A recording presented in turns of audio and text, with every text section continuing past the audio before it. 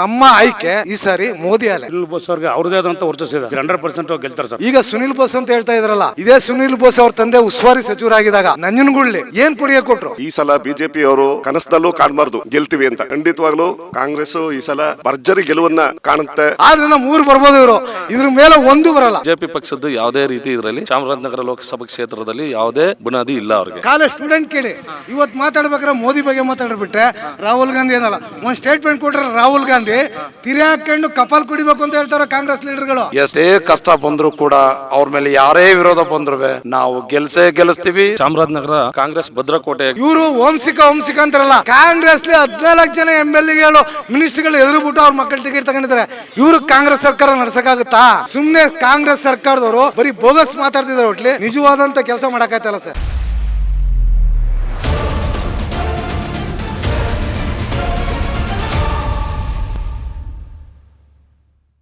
ನಮಸ್ಕಾರ ವೀಕ್ಷಕರೇ, ಕರ್ನಾಟಕ ಟಿವಿಯ ಲೋಕಸಭಾ ಚುನಾವಣಾ ಸಂಚಾರ ಇದೀಗ ಕರ್ನಾಟಕದ ದಕ್ಷಿಣ ಕಾಶಿ ಅಂತಲೇ ಕರೆಯುವಂಥ ನಂಜನಗೂಡು ವಿಧಾನಸಭಾ ಕ್ಷೇತ್ರದಲ್ಲಿ ನಾವಿವತ್ತು ನಂಜನಗೂಡು ವಿಧಾನಸಭಾ ಕ್ಷೇತ್ರದ ಶ್ರೀಕಂಠೇಶ್ವರ ದೇವಸ್ಥಾನದ ಬಳಿ ಇದ್ದೀವಿ. ಇಲ್ಲಿಯ ಜನ ಏನು ಹೇಳ್ತಾರೆ, ಲೋಕಸಭೆ ಅಂತ ಬಂದಾಗ ನಂಜನಗೂಡು ಚಾಮರಾಜನಗರ ಲೋಕಸಭಾ ಕ್ಷೇತ್ರಕ್ಕೆ ಬರುತ್ತೆ. ಈ ಬಾರಿ ಚಾಮರಾಜನಗರ ಲೋಕಸಭಾ ಕ್ಷೇತ್ರದಲ್ಲಿ BJP versus Congress fight. BJP ಮತ್ತು JDSನ ಒಂದು ಮೈತ್ರಿ, ಯಾಕೆಂದರೆ ಹನೂರಿನಲ್ಲಿ JDS MLA ಕೂಡ ಇದ್ದಾರೆ. ಹೀಗಾಗಿ BJPಯಿಂದ ಬಾಲರಾಜ್ ಅಭ್ಯರ್ಥಿ, ಕಾಂಗ್ರೆಸ್ನಿಂದ ಸುನಿಲ್ ಬೋಸ್, ಇವರಿಬ್ಬರ ನಡುವಿನ ಕಾದಾಟ ಹೇಗಿದೆ, ಜನ ಯಾವ ಪಕ್ಷವನ್ನು ಬೆಂಬಲಿಸ್ತಾರೆ, ಜನರ ಪ್ರಕಾರ ಯಾರು ಸಂಸದರಾಗಬೇಕು, ಜನರು ಗ್ಯಾರಂಟಿ ಯೋಜನೆಗಳಿಗೆ ಬೆಲೆ ಕೊಡ್ತಾರಾ ಅಥವಾ ದೇಶಕ್ಕೆ ಮೋದಿ ಅಂತ ಬೆಲೆ ಕೊಡ್ತಾರಾ? ಶ್ರೀಕಂಠೇಶ್ವರನ ಸನ್ನಿಧಿಯ ಬಳಿ ಹಾಗೆ ಇಡೀ ನಂಜನಗೂಡಿನಲ್ಲಿ ಜನ ಏನು ಹೇಳ್ತಾರೆ ಅನ್ನೋದನ್ನ ನಾನು ನಿಮಗೆ ತೋರಿಸ್ತೀನಿ. ನಮ್ಮನ್ನು ಫಾಲೋ ಮಾಡಿ. ವೀಕ್ಷಕರೇ, ಕರ್ನಾಟಕ ಟಿವಿಯ ಲೋಕಸಭಾ ಚುನಾವಣಾ ಸಂಚಾರ ಇದೀಗ ಚಾಮರಾಜನಗರ ಲೋಕಸಭಾ ಕ್ಷೇತ್ರದಲ್ಲಿ ನಾವಿವಾಗ ನಂಜನಗೂಡಲ್ಲಿದ್ದೀವಿ. ಒಂದಷ್ಟು ಜನ ಮತದಾರರು ಇಲ್ಲಿದ್ದಾರೆ. ಇಲ್ಲಿ ಏನಿದೆ ಲೆಕ್ಕಾಚಾರ, ಸುನಿಲ್ ಬೋಸ್ ವರ್ಸಸ್ ಬಾಲರಾಜು, ಅವ್ರನ್ನೇ ಕೇಳೋಣ. ಸರ್ ನಮಸ್ತೆ, ನಿಮ್ಮ ಹೆಸರು? ಸರ್ ಯೋಗೀಶ್ ಅಂತ. ಓಕೆ, ಏನು ಮಾಡ್ತೀರಾ ಸರ್? ನಾವು ನಂಜನಗೂಡವರು, ನಮ್ಮದು ಕಾಂಟ್ರಾಕ್ಟ್ ಇದೆ ಫ್ಯಾಕ್ಟ್ರಿಗಳಲ್ಲಿ.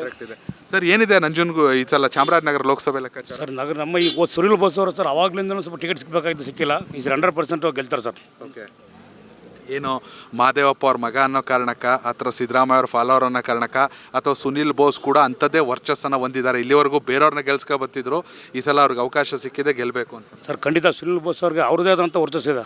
ಆಗ್ಲಿಂದಲೂ ಸಹ ನಾವು ನೋಡಿದ್ದೀವಿ, ಅವ್ರ ಜೊತೆಗಿದ್ದೀವಿ. ತುಂಬ 100% ಸರ್ ಗೆಲ್ತಾರೆ ಸರ್. ಓಕೆ, ಇಡೀ ರಾಜ್ಯದಲ್ಲಿ ಕಾಂಗ್ರೆಸ್ ಸರ್ಕಾರ 135 ಜನ ಶಾಸಕರು, ಸಿದ್ದರಾಮಯ್ಯ ಅವರ ಅನುಭವ, DK ಶಿವಕುಮಾರ್ ಅವ್ರ ಚಾಣಾಕ್ಷತನ, ಜೊತೆ ಗ್ಯಾರಂಟಿ ಯೋಜನೆ ನುಡಿದಂತೆ ನಡೆದಿದ್ದೀವಿ. ಇವೆಲ್ಲ ಎಷ್ಟು ಪ್ಲಸ್ ಆಗುತ್ತೆ ಸುನಿಲ್ಗೆ? ಖಂಡಿತ ಸರ್, ಅವೆಲ್ಲ ಪ್ಲಸ್ ಆಗುತ್ತೆ ಸರ್. ಈಗ ನಮ್ಮ ಜನಗಳು ಇವತ್ತಿನ ಜನ ನೋಡಿದ್ರೆ ಅವ್ರ ಜನಗಳ ಬಾಯಲ್ಲಿ ಮಾತಾಡ್ತಾರೆ ಅಂತ ನೋಡಿದ್ರೆ ಖಂಡಿತ ಗೆಲ್ತಾರೆ ಸರ್.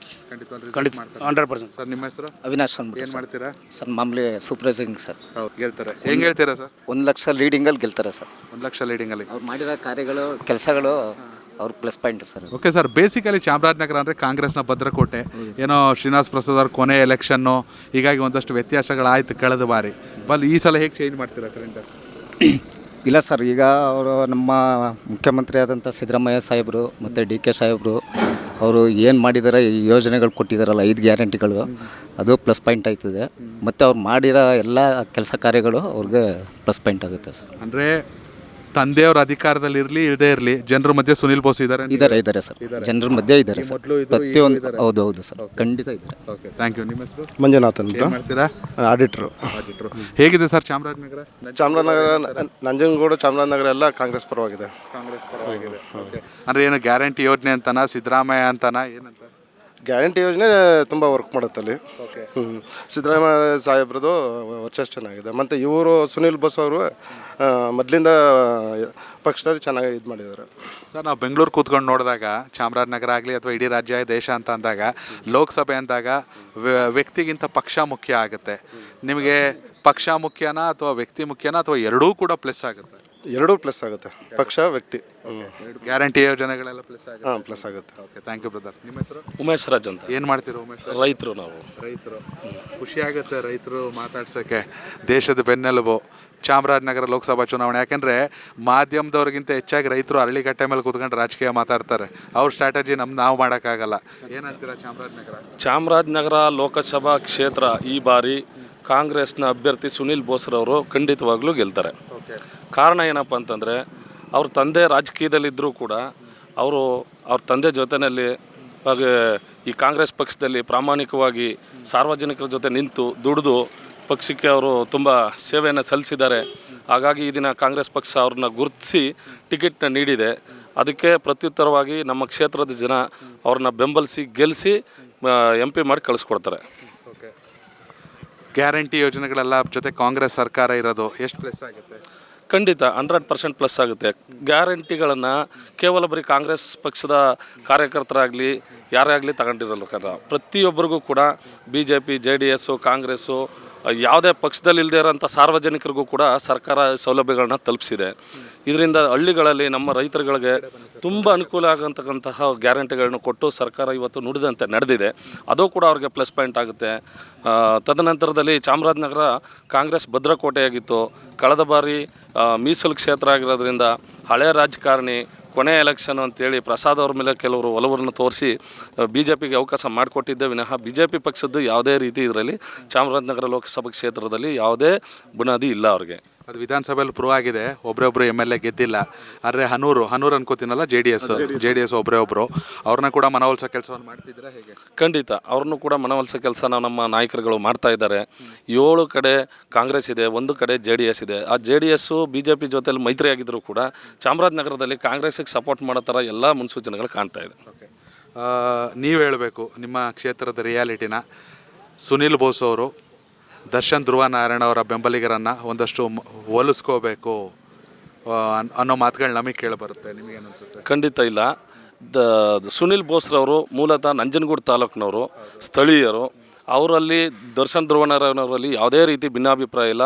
ಇಬ್ಬರು ಫ್ರೆಂಡ್ಸು, ಅಣ್ಣ ತಮ್ಮದಿರ ಥರ ಇದ್ದಾರೆ. ಮೊನ್ನೆ ಅವ್ರ ಮನೆಗೂ ಕೂಡ ಭೇಟಿ ನೀಡಿ ಬೆಂಬಲ ನೀಡಬೇಕು ಅಂತ ದರ್ಶನ್ ಧ್ರುವನಾರಾಯಣವ್ರಿಗೂ ಕೂಡ ಸುನಿಲ್ ಬೋಸ್ರವರು ಮನವಿ ಮಾಡಿದ್ದಾರೆ. ಅವರು ಕೂಡ ತುಂಬ ಹೃದಯದಿಂದ ಒಪ್ಕೊಂಡಿದ್ದಾರೆ. ನಂಜನಗೂಡು ಕ್ಷೇತ್ರ ಎಲ್ಲರೂ ಕೂಡ ಒಮ್ಮತವಾಗೇ ಇದ್ದೀವಿ. ಒಮ್ಮತವಾಗೇ ಕೆಲಸ ಮಾಡಿ ಸುನಿಲ್ ಬೋಸ್ನವ್ರನ್ನ ಗೆಲ್ಲಿಸ್ತೇವೆ. Thank you sir.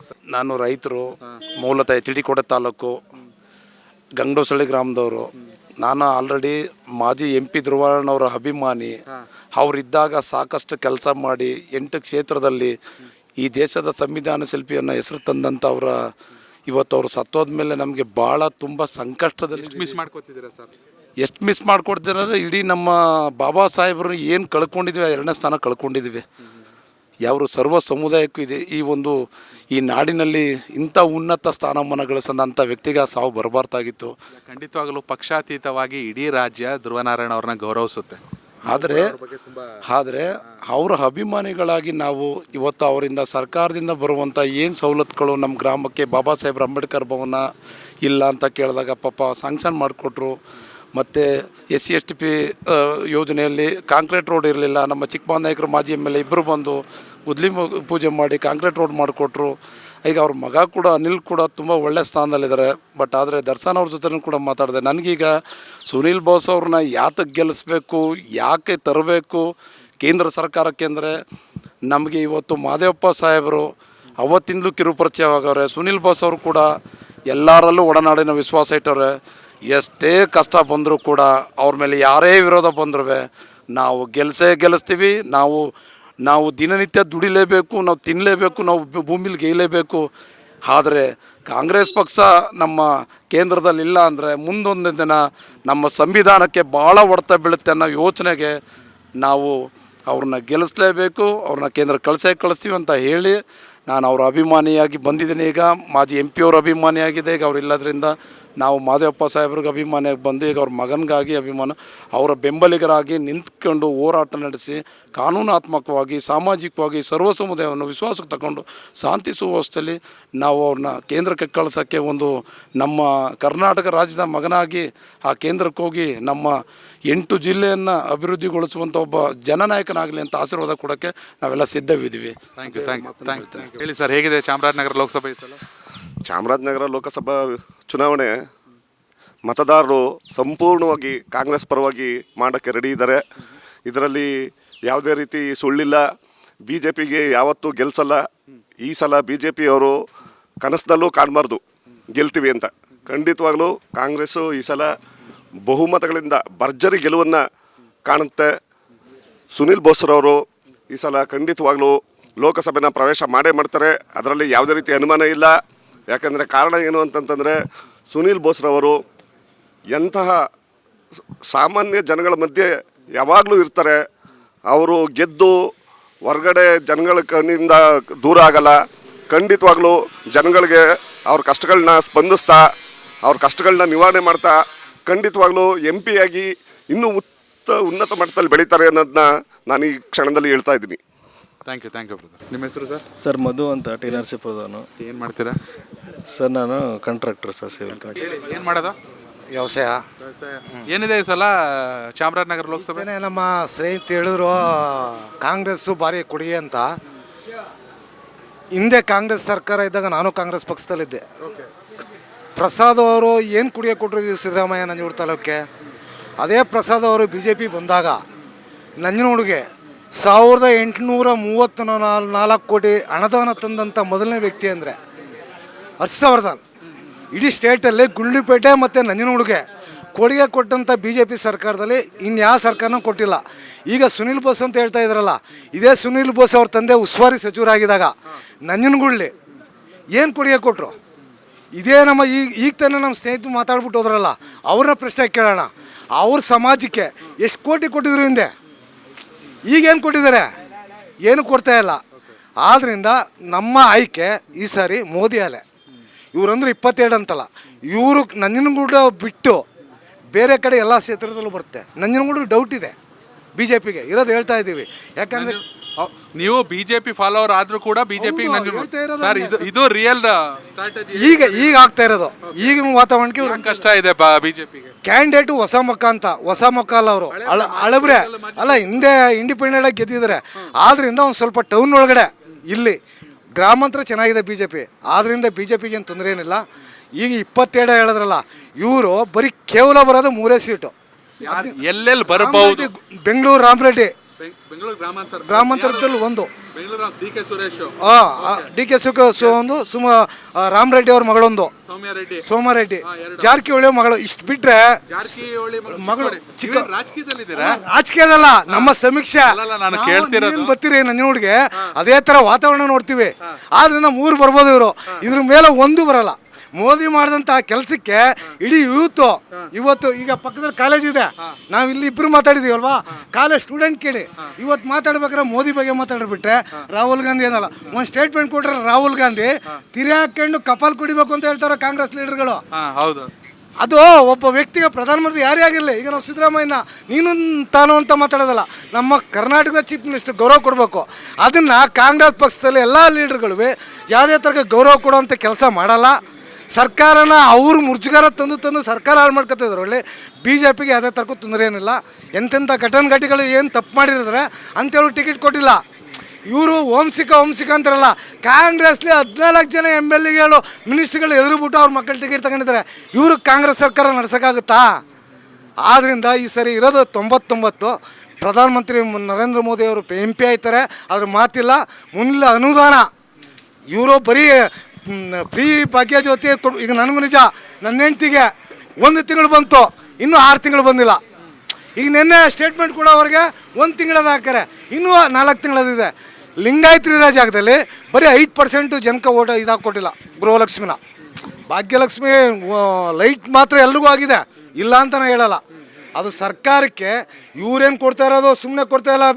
ಬಿಟ್ಟಿ ಭಾಗ್ಯ ಅಂತ ಎಣ್ಣೆ ಹೊಡೆಯೋನಿಗೆ ಈಗ 100 ರೂಪಾಯಿಗೆ 120 ನಮ್ಮ ಟ್ಯಾಕ್ಸು. ನಾನು ದಿನ 2 ಕಟ್ ಬಿಡಿಸೈತೀನಿ, ನನ್ನದೇ 6 ರೂಪಾಯಿ ಸಿಗುತ್ತೆ ಟ್ಯಾಕ್ಸು. ಅದ್ರ ದುಡ್ಡವ್ರು ಕೊಡ್ತಾ ಇದ್ದಾರೆ. ಮೋದಿ ಟ್ಯಾಕ್ಸ್ ಕೊಟ್ಟಿಲ್ಲ ಅಂತಾರಲ್ಲ, ಕುಂತ್ಕೊಳ್ಳಿ ಸರ್ಕಾರದಲ್ಲಿ. ಇವರು ಸೇತುವೆ ಪತ್ರ ಹುಡುಗಿಸ್ಲಿ. ಏನು ಕೇಂದ್ರದಿಂದ ಸ್ಟೇಟ್ ಪತ್ರ ಒದಗಿಸಿದರೆ 1 ರೂಪಾಯಿ ಬಾಕಿ ಉಳ್ಕೊಂಡಿಲ್ಲ. ಸುಮ್ಮನೆ ಕಾಂಗ್ರೆಸ್ ಸರ್ಕಾರದವರು ಬರೀ ಬೋಗಸ್ ಮಾತಾಡ್ತಿದ್ದಾರೆ. ಒಟ್ಲಿ ನಿಜವಾದಂಥ ಕೆಲಸ ಮಾಡೋಕ್ಕಾಯ್ತಲ್ಲ ಸರ್. ಇದನ್ನು ಬಿಟ್ಟರೆ ಏನು ಸರ್, 15 ಲಕ್ಷ ಅಲ್ವಲ್ಲ ನಿಂತು ಒಪ್ಕೋತೀನಿ. ಇವ್ರು ಕಪ್ಪಣ ತರಕ್ಕೆ ಹೊರಗಡೆ ಹಣಕ್ಕೆ ರಾಷ್ಟ್ರೀಯ ಬ್ಯಾಂಕ್ಗಳಿಗೆ ಯಾಕೆ ಪರ್ಮಿಷನ್ ಕೊಡ್ತಾ ಇಲ್ಲ, ವಿರೋಧ ಮಾಡ್ತಾ ಇದ್ರು. ಈಗ ಕಪ್ಪಣ ತರಕ್ಕೆ ಒಪ್ಕೋತಾ ಇದ್ರಲ್ಲ, ಆ ಉದ್ದೇಶಕ್ಕೆ ಇವತ್ತು GST ಪ್ರತಿಯೊಂದು ಆನ್ಲೈನಲ್ಲಿ ಒಬ್ಬ ವ್ಯಕ್ತಿಗೆ ಆನ್ಲೈನ್ ಏನು ಕೊಡಬೇಕು ಅದನ್ನ ಅಪ್ಡೇಟ್ ನೋಡ್ಕೋಬೋದು. 15 ಲಕ್ಷ ಏನೋ ತಲೆಗೆ 5 ಲಕ್ಷ ಹಾಕೋಂಥ ಜನ ಇದ್ದಾರೆ. ಮಾಡ್ತಾ ಇರೋರು ಕಾಂಗ್ರೆಸ್ ಸರ್ಕಾರದಂಥ ಭ್ರಷ್ಟ ಅಧಿಕಾರಿಗಳು ಯಾರೂ ಇಲ್ಲ. ಆದ್ರಿಂದ ಮೋದಿ ಚೆನ್ನಾಗಿ ಗೆಲ್ತಾರೆ, ಅದ್ರ ಬಗ್ಗೆ ಏನು ಮಾತಿಲ್ಲ. ಅಪಾಯಿಂಟ್ ಆಗುತ್ತೆ ಸರ್. Thank you. ವೀಕ್ಷಕರೇ, ಇವ್ರ ಮಾತನ್ನ ಕೇಳಿಸ್ಕೊಳ್ಳಿ. ಇವ್ರು ಹೇಳ್ತಾವ್ರೆ ಕಾಂಗ್ರೆಸ್ ಗೆಲ್ಲದ್ 3 ಸೀಟು. ಒಂದು ಚಿಕ್ಕೋಡಿ ಅಣ್ಣಾ ಸಾಹೇಬ್ ಜೊಲ್ಲೆ ಸೋಲ್ತಾರೆ, ಪ್ರಿಯಾಂಕ್ ಜಾರಕಿಹೊಳಿ ಸತೀಶ್ ಜಾರಕಿಹೊಳಿ ಮಗಳು ಗೆಲ್ತಾರೆ. ಇನ್ನೊಂದು ಬೆಂಗಳೂರು ಸೌತು ತೇಜಸ್ವಿ ಸೂರ್ಯ ಸೋಲ್ತಾರೆ, ಸೌಮ್ಯ ರೆಡ್ಡಿ ಗೆಲ್ತಾರೆ, ರಾಮಲಿಂಗಾರೆಡ್ಡಿ ಮಗಳು. ಇನ್ನೊಂದು ಯಾವ್ದು ಸರ್ ನೀವು ಹೇಳ್ತೀರ ಕ್ಷೇತ್ರ? ಬೆಂಗಳೂರು ಗ್ರಾಮಾಂತರ ಡಾಕ್ಟ್ರು ಸೋಲ್ತಾರೆ, ಡಿ ಕೆ ಸುರೇಶ್ ಗೆಲ್ತಾರೆ ಅಂತ. ಮೂರೇ ಕ್ಷೇತ್ರ ಅಂತ. ಒಟ್ಟಿನಲ್ಲಿ ಇವರು ಕಾಂಗ್ರೆಸ್ನ ವಿರೋಧಿಸಿದ್ರು ಕೂಡ ಚಾಮರಾಜನಗರದ ರಿಯಾಲಿಟಿಯನ್ನು ಹೇಳ್ತಿದ್ದಾರೆ. ಬಾಲರಾಜಿ ಕಷ್ಟ ಇದೆ, ಅದನ್ನು ಕೂಡ ನೀವು ಹೌದು ಸ್ಟೆಪ್ ಇದೆ. ಒಟ್ಟಿನಲ್ಲಿ ಒಂದು ರೀತಿ ಟ್ರೂ ಸ್ಟ್ರಾಟಜಿ ಅವರ ಅನಾಲಿಸಿಸ್ ಇರ್ಬೋದು. ನೋಡೋಣ ಏನಾಗುತ್ತೆ ಅಂತ. ನೀವು ಕೂಡ ಕಾಮೆಂಟ್ ಮಾಡಿ ಚಾಮರಾಜನಗರ ಸಂಸದರು ಯಾರಾಗಬೇಕು ಅಂತ. ಯೂಟ್ಯೂಬ್ನಲ್ಲಿ ಕರ್ನಾಟಕ ಟಿವಿ ಅಂತ ಸರ್ಚ್ ಮಾಡಿ, ನಂತರ ನಮ್ಮ ಕರ್ನಾಟಕ ಟಿವಿ ಸಬ್ಸ್ಕ್ರೈಬ್ ಮಾಡಿ. ಸಬ್ಸ್ಕ್ರೈಬ್ ಆದಮೇಲೆ ನಿಮಗೆ ಹೋಮ್ ಪೇಜ್ ಬಂದರೆ ಕಮ್ಯುನಿಟಿ ಅನ್ನೋ ಆಪ್ಷನ್ ಸಿಗುತ್ತೆ. ಈ ಕಮ್ಯುನಿಟಿ ಆಪ್ಷನ್ ಕ್ಲಿಕ್ ಮಾಡಿದ್ರೆ ನಿಮ್ಮ ಕೆಳಗಡೆ 28 ಲೋಕಸಭಾ ಕ್ಷೇತ್ರಗಳ ಒಂದು ಪೋಲ್ ಕ್ರಿಯೇಟ್ ಮಾಡಲಾಗಿದೆ. ನೀವು ಹೋಗಿ 28 ಕ್ಷೇತ್ರಗಳಲ್ಲಿ ಯಾರು ಗೆಲ್ತಾರೆ, ಯಾರು ಗೆಲ್ಲಬೇಕು, ನಿಮ್ಮ ಸಪೋರ್ಟ್ ಯಾರಿಗೆ ಅಂತ ಅಲ್ಲಿ ನೀವು ಕ್ಲಿಕ್ ಮಾಡ್ಬೋದು, ಅಂದರೆ ವೋಟ್ ಮಾಡ್ಬೋದು. ಇಲ್ಲೇನು ವೋಟಿಂಗ್ ಆಗುತ್ತೆ ನಾವು ಪ್ರತಿದಿನ ನಾವು ನ್ಯೂಸಲ್ಲಿ ನಿಮಗೆ ಅಪ್ಡೇಟ್ ಮಾಡ್ತಿರ್ತೀವಿ. ಇದು ಮತದಾನದ ದಿನದವರೆಗೂ ಕೂಡ ಈ ಪೋಲಿಂಗ್ ಓಪನ್ ಇರುತ್ತೆ.